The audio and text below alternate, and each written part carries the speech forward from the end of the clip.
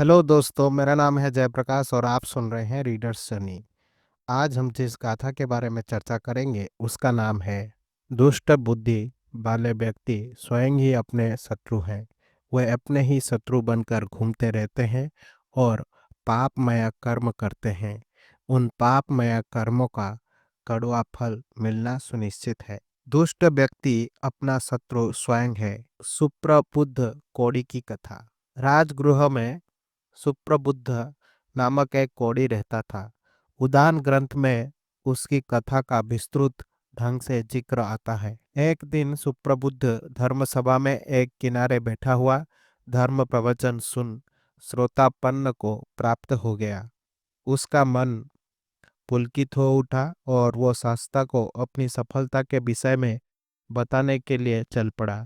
देवराज इंद्र ने इसे देखा तो सोचा कि सुप्रबुद्ध की परीक्षा लेनी चाहिए। अतः वह सुप्रबुद्ध के सम्मुख प्रकट हुआ तथा उससे कहा, सुप्रबुद्ध, तुम बहुत ही गरीब हो, अतः दया के पात्र हो।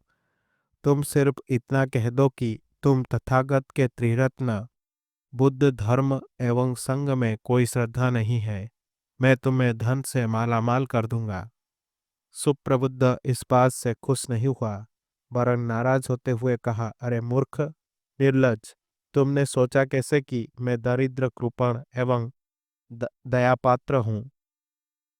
मेरे पास जब त्रिरत्न का धन उपलब्ध है तब मैं कृपण कैसे हुआ। मैं तो बहुत ही सुखपूर्वक जीवन जी रहा हूँ।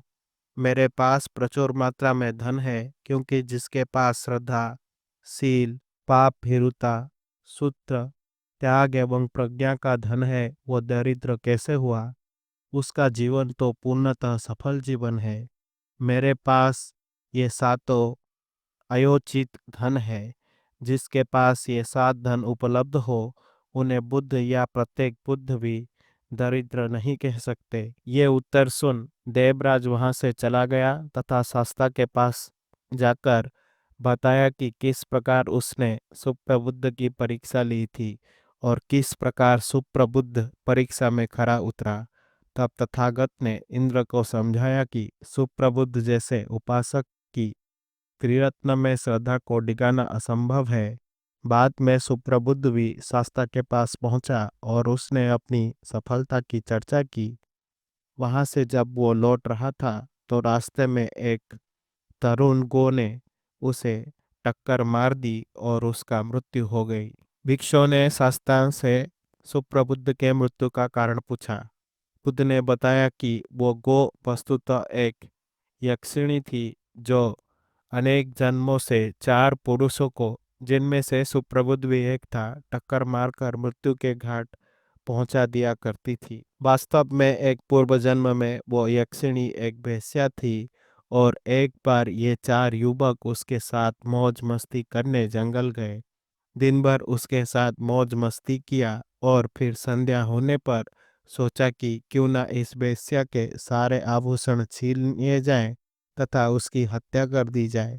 वेश्या को जब वे मार रहे थे तब उसने भी प्रण लिया था कि मैं भी अनेक जन्मों तक यक्षिणी का रूप लेकर इनके मृत्यु का कारण बनकर इनसे बदला लेती रहूंगी। उसके अगले जन्म के विषय में पूछे जाने पर बुद्ध ने बताया कि उसका अगला जन्म तावंती इस दिव्य लोक में हुआ है।